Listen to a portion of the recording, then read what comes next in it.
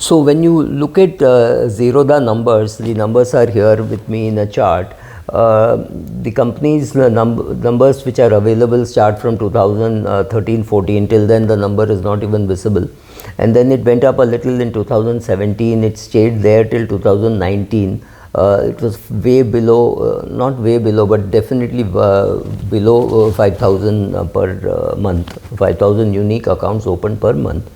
And then in 2020 it just took off like a hockey stick and went to 20,000 accounts, right? 20,000 accounts, it was doing very close to definitely crossing 15,000. It was doing 20,000 accounts. Then it dropped, and it dropped in 2022 to close to 5,000. Then it has again recovered in 2023 to about 10,000, maybe around 12,000. But it is nowhere near 20,000. So what I am trying to say is, in 2010, if somebody had sat with Mr. Kamath and said, how many accounts will you open, and he had the current data which was showing about 2,000, 3,000 accounts a month, would he have said that I would be opening 20,000 accounts a month?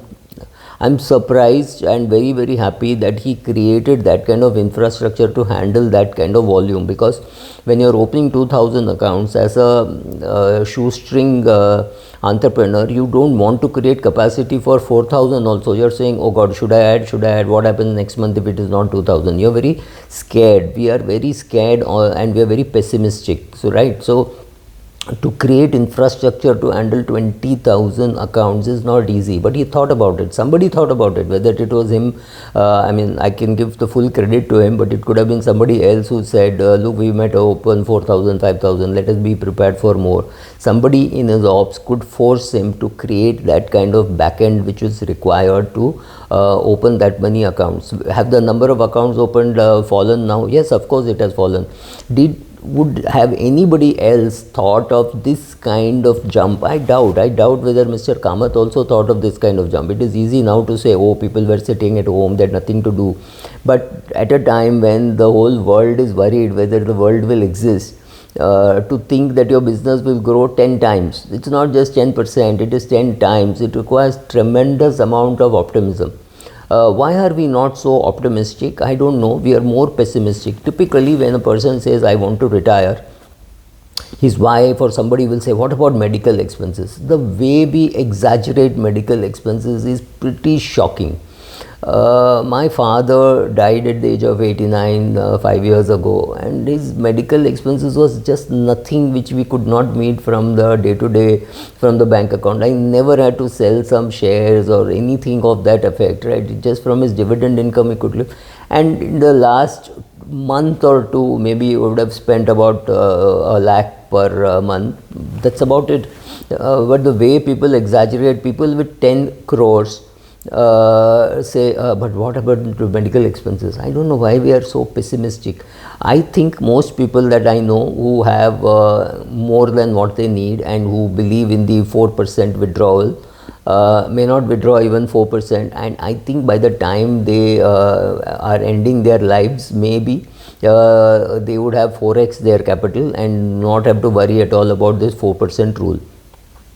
Why are we so pessimistic about what we have? Because we are trained to be pessimistic, and we refuse to be optimistic. So none of us could have predicted this kind of a growth of Amazon numbers or Zerodha numbers and or Titan share price. None of these optimistic things we could have ever predicted. So even today, if you look at HDFC Bank, do you have the guts to say in 10 years that price of that share, not adjusted for dividends, just adjusted for splits and bonuses, can reach 20,000? I don't know how many of us would have the guts to say that. But if a country grows and all this happens, will it grow to that price? None of us could have guessed when we bought. I mean, I bought HDFC Bank in 1994.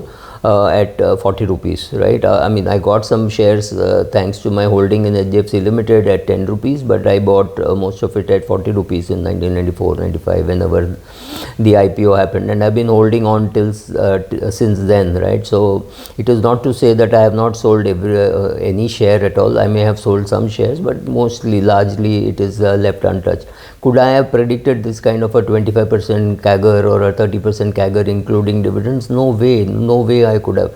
I knew it is a good company, well managed, etc. So some broadly you can look at, but largely we go more wrong on the optimistic side than on the pessimistic side. We constantly worry about things which, and somewhere it is in our head that what happens if this happens, if that happens, if my medical expenses are too high, if there is nobody to look after me, how much of daycare cost will be there, and things like that. So I have heard of people with 10 crores in liquid assets and a house and indexed pension, tax free, taxable, whatever.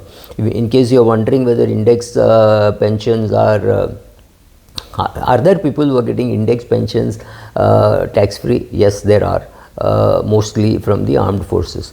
So these people also worry about, I mean, why would you worry? Because your taxes, your pension is there, and your pension is indexed, and your pension is tax free, right? So for whatever reasons, and so, but they'd still be worried, and so you find all kinds of people, but largely more pessimists than optimists. So the world is full of that. So when you are making projections, realize that some companies in your portfolio would show hockey stick kind of performance, and be ready for that. Just as a caveat, I have no interest in Zerodha. I don't own the shares. Obviously, it's not a listed company. I just thought that was a good example to say, would we ever have thought, if I were sitting in that room and if I were the CEO, and if that COO had said we have to be prepared for opening 20,000 accounts, I would have definitely asked, what have you been smoking? Don't you know weed is illegal in India, right? I would have said that. I know I would have said that. Would I have put money ever on the COO saying we need to open 20,000 accounts? No way. And everybody in the room would have agreed with me, not with the COO, right? Somewhere Mr. Kamath, maybe he saw and maybe he created that infrastructure, so hats off to him. Same thing for Amazon. They created this kind of an backup team, etc., which is required to run, and obviously they also benefited by the lockdown, right? So be pessimistic, yes, but being optimistic is far more difficult. Thank you.